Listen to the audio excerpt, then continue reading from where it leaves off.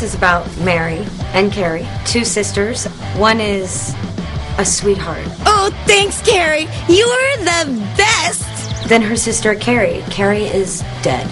She's not with us anymore. And Carrie is very, very protective of her still alive, sweet, naive, gullible sister. I'm a huge fan of cartoons, and I'm a huge fan of horror. Jody and Keith came by one day and were like, hey man, we've got this idea for twins. My recollection of the initial inspiration was essentially Jack and Coke. No, these are cool twins because one of them's alive and one of them's dead.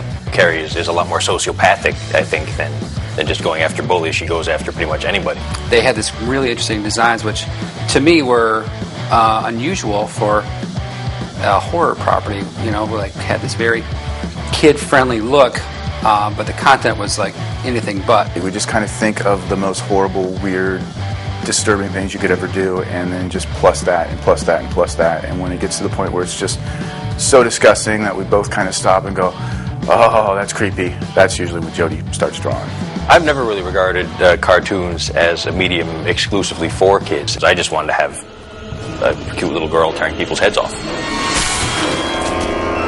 A lot of the artists will draw right on a tablet, and so it's already a digital file.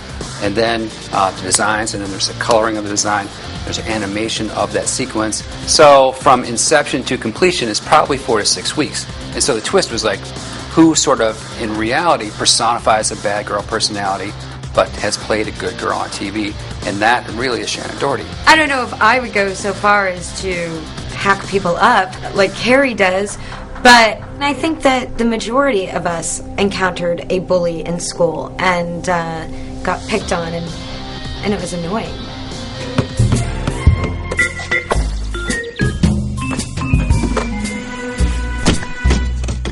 Shannon had a range that we didn't know was there.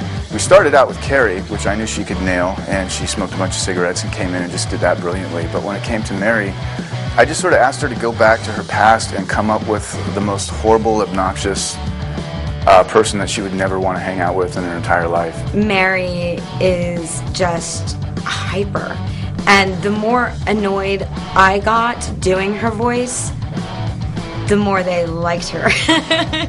Hide and seek?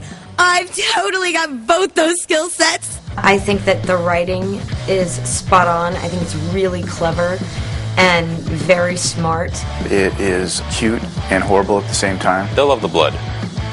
I think it's very appealing to see somebody who is an underdog or someone that you don't think has the kind of machismo to stand up for themselves, to turn around and give it back. And I think everybody loves a bully getting their ass handed to them. 1, 2, 3. Mari-Kari, starring Shannon Doherty.